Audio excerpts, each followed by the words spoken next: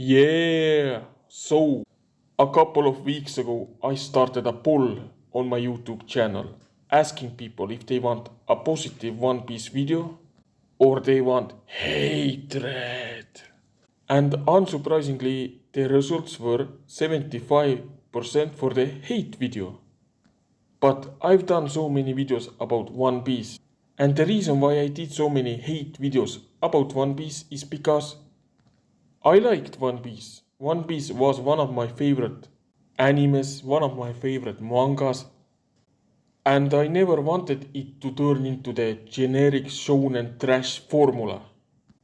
But sadly, One Piece turned into the generic shonen garbage pile that is plagued. It's a disease that has taken over shonen mangas and animes.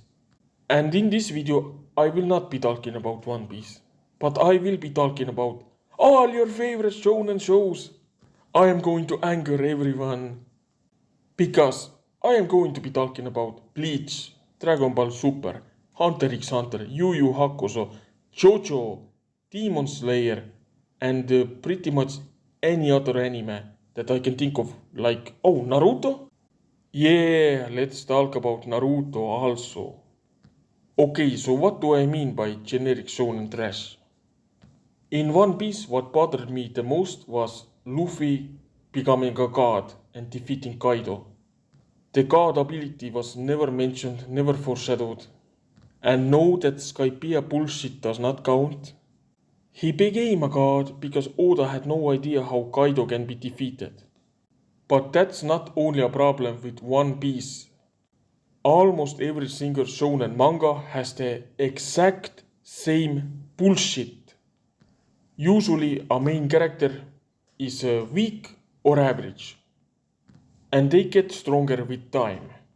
But a villain is introduced who is like a god, unstoppable villain with broken, hacked abilities. And every single character trying to fight the villain loses or they get killed. And usually this villain is almost always defeated by the main character. But the main character is almost never on the same level as the villain. So the main character gets a bullshit power up.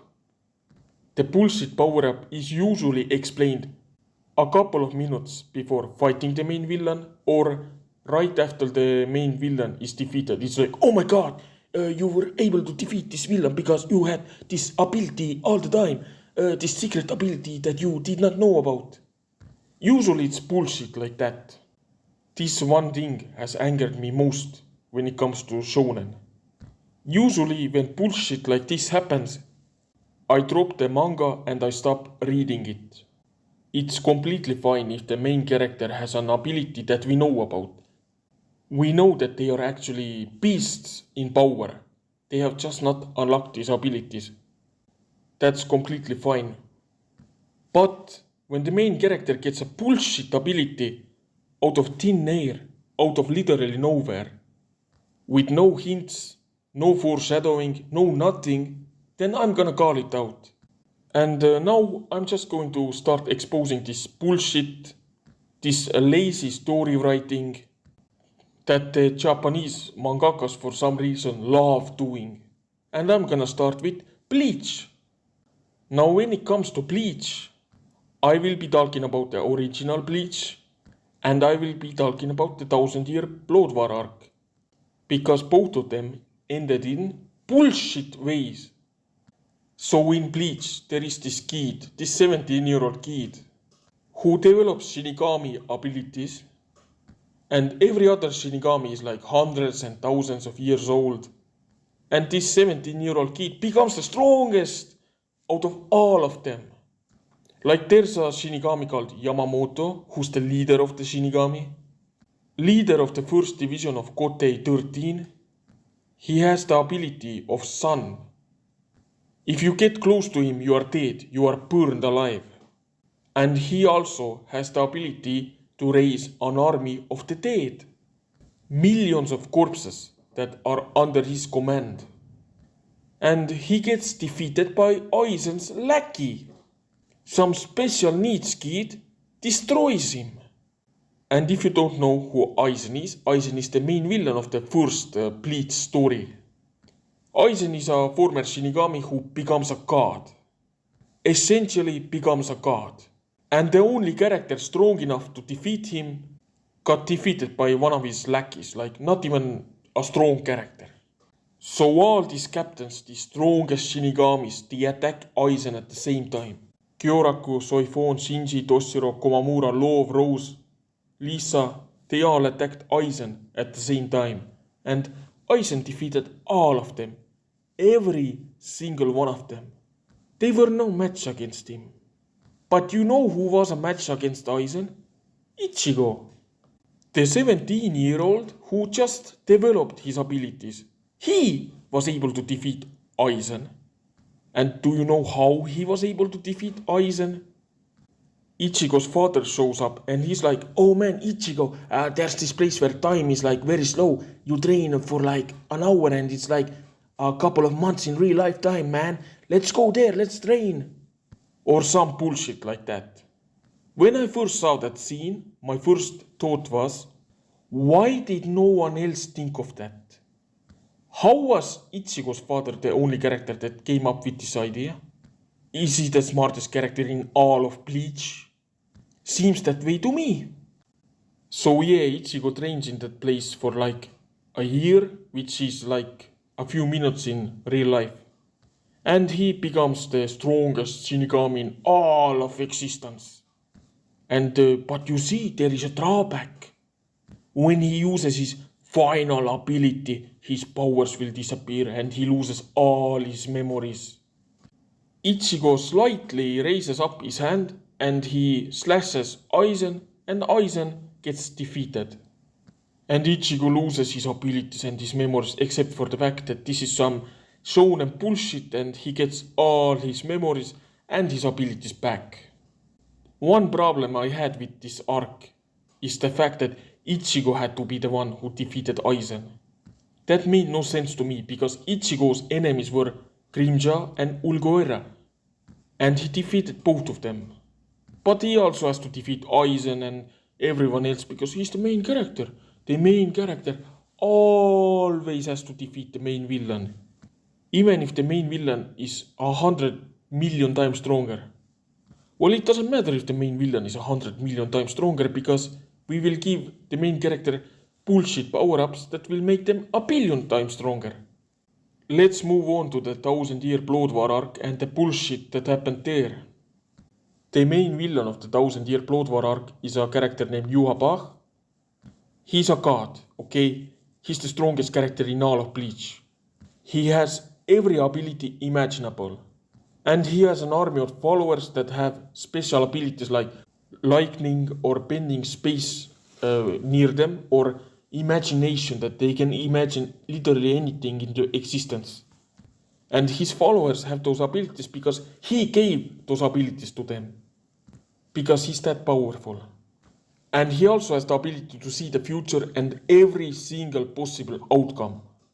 He's the most broken villain you can create. So how is anyone going to defeat him? Well, before we get to that, let's talk about Geralt Valkyrie. Geralt is one of Yuha Bach's followers, and he is fighting against Toshiro, Byakuya, and Kenpachi. And they can't defeat him. They all have mastered their bankais and they are unable to defeat Geralt Valkyrie. Because he has the ability to become stronger when he is attacked.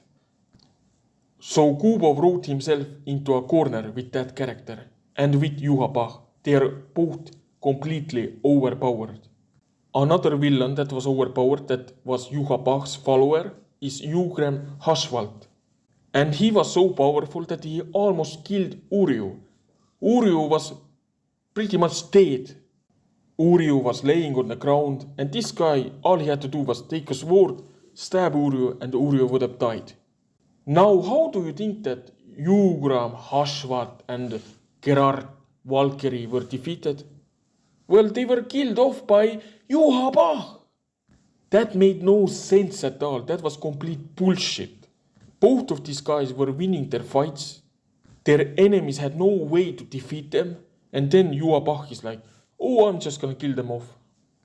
No reason at all. I just need slightly more abilities. I need to be slightly more stronger. So he killed them off. And that's how these beasts were defeated. It was absolutely ridiculous. Now let's talk about Juha Pah. Juha Pah, the god that can literally see any possible outcome, how he was defeated. Ichigo's sword was broken. He was no longer able to fight. And then some character we have not seen for like 100 chapters appears out of nowhere, fixes Ichigo's sword and is like, yeah, go defeat Juha Pah. And the next chapter, Urio's father, that we have not seen for a long time, appears out of nowhere. He throws Urio an arrowhead and tells him, oh, shoot this arrowhead at Juha Pah and he will lose his abilities for like a couple of seconds. And then he shoots the arrowhead at Juha Pah. Juha Pah loses his abilities for like a few seconds and then Ichigo comes out of nowhere and slashes Juha Pah in half. And that's how a god, a literal god, was defeated. By Ichigo. Of course. It always has to be the main character to defeat a godly villain. Like, what's the point of even having characters like Kyoraku and Yamamoto and Unohana around? What's the point of having godly characters around the main character's side if they don't do anything? Like, Unohana pretty much killed herself for no reason at all. And the way Yamamoto died was completely pathetic. And Kyoraku almost lost to a chicken. But Ichigo defeated the god, like always, like every single time. Like, okay. So now, let's move on to HunterxHunter. In HunterxHunter, the main characters use an ability called Nen. And then there's this villain who is the most powerful being in all of HunterxHunter. And he has 3 bodyguards who are also the most powerful characters in HunterxHunter. One of the bodyguards is called Pitou, and Pitou kills one of the strongest hunters in one slash. The hunter that Pitou killed was Gon's mentor named Kite. Kite was one of the strongest hunters in HunterxHunter and Pitou absolutely destroyed him. The main character Gon is a child, okay? He's 12 years old. There are hundreds of hunters stronger than Gon. And Gon finds out that Pitou killed Kite and he goes crazy. And we all know that if Gon fights Pitou, Gon dies. There is no way that Gon can defeat Pitou. But then this is where bullshit started happening. You see, out of nowhere, Gon becomes a grown man, the most powerful godly character in all of HunterxHunter. And he kills Pitou in like couple of smashes, like starts punching Pitou and punches his head off. And how did Gon get that godly ability? You see, HunterxHunter has Nen abilities, and with Nen abilities you can make contracts. And Gon made a contract with himself that he's going to offer up his entire life, all his energy, for this one time, that he can become a god for the one time and defeat this evil Pitou. Except that's a load of bullshit, because not once was it ever mentioned that you can do that. Not once was it ever mentioned that you can take all your Nen abilities, you can take all your future potential, and you can just collect it for like a few minutes, become the strongest being ever in existence, and then you die. Because if every character can do it, if literally every single character can become a god for a minute, what was the need of killing Meruem, the leader of the Chimera Ants, with a nuclear explosion? Why didn't Morel, for example, use all his future potential, all his energy, and kill Meruem in one hit?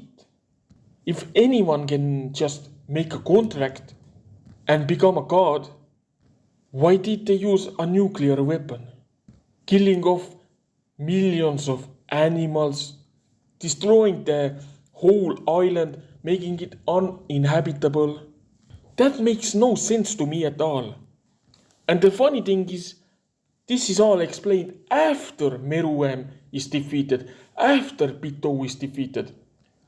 Once Pitou is killed by Gon, only after that it's explained that, oh, you see, actually Gon sacrificed all his energy. That's how he was able to become a grown man. Or maybe it was explained during the transformation, but it wasn't explained before it. It was never shown or hinted that Gon can do that. And what's even more ridiculous is the fact that you will die after using that ability. Except for the fact that, oh, you see, Gon's best friend has a secret sibling that has never been mentioned once. During the Chimera Ant arc, we saw a picture of Killua's family and we saw this secret sibling. But there were like hundreds of episodes before and not once was the sibling mentioned. There was a Soldic family arc, Killua's family was shown, all the family members were shown, and this secret sibling was never mentioned once. And what's even more ridiculous is the fact that this secret sibling has the ability to grant any wish. And of course, Killua wishes that, oh, I want my friend Gon to survive, and Gon of course survives. The same way how Ichigo used up all his abilities and lost his memories after using that powerful attack. And then he got his abilities back, and he got his memories back. And Gon also got his life back, like, he was supposed to be dead, but no. Let's retcon this. We can't kill off Gon, he's the main character. Well, if you can't kill off Gon, how about you don't come up with a bullshit, hacked, broken, godly ability out of nowhere? And the contract for that ability is that you will die once using it. Except you won't actually die, because there's a secret sibling that can heal literally anything. I mean, it's ridiculous. It's absolutely ridiculous what is happening in Shonen. They are all like this, every single one of them. And of course, there will be people who will say that, oh, but he lost his abilities. Yeah, sure. Because we all know that if the manga starts focusing on Gon again, that he is totally not getting his abilities back, right? Like we all know that he will get them back at one point. Because it's Shonen,